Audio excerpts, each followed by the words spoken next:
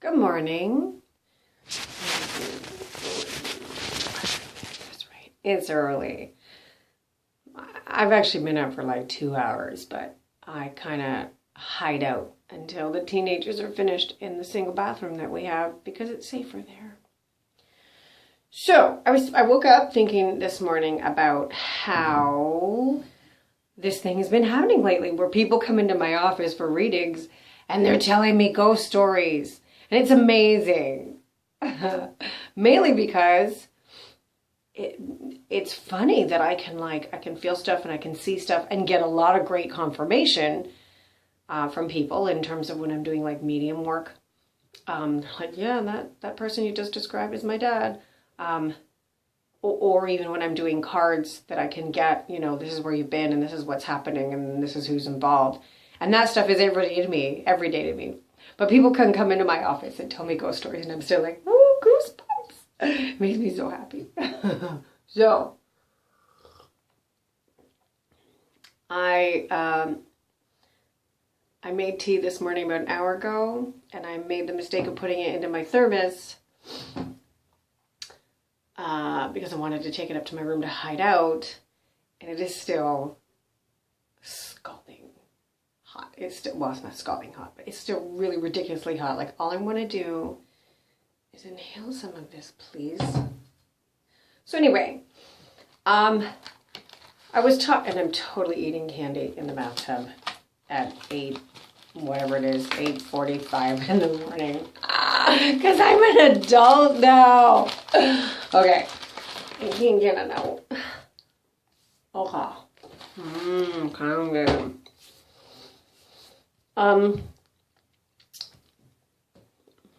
That was smart. And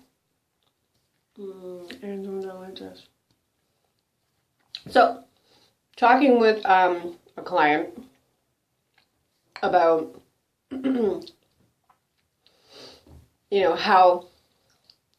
how it's only magic until science catches up with it to weigh and measure the things that we call magic. And then I think about how once upon a time, people thought that all the planets and the sun and the moon revolved around the earth until we learned how to measure that and figured out that's not the case. We are not the center of the universe. How at some point, the speed of light couldn't be measured. At some point, all kinds of things couldn't be weighed or measured so up until then it was magic. How illnesses were caused by, bad luck, or spirits or ghosts or pixies or elves or what have you, until science could get into the cells and go, look at that. So we were talking about, the idea that some people are totally freaked out about ghosts, or some people don't believe that there are ghosts, and, other people believe that they're imprints, and how none of this can be weighed or measured. And I think that, I'm curious for the day. It'll be an interesting day when we get to the point where we can measure it. So, with that being said, I have seen those, what are they called? I want to say Geiger counter, but I feel like that might be a Ghostbusters term. With those counters where you can measure energy in the room, ghost spirit boxes, sometimes they're called. A girlfriend of mine just got one and I am super curious to hang around while she's playing with it. But even that because I don't understand the science behind it. A lot of the other stuff, I understand, we're taught about the planets and we understand the science of gravity, and I don't understand the science behind these counters. Perhaps that's something I should have done before hitting record on my video. But anyway, I'm excited for the day that this stuff that, psychics or spiritualists, and that's probably not the right word, mediums do, can be weighed and measured and proven. It's interesting that there's been lots of times where I've done medium work that has honed in really specifically on people who've passed away.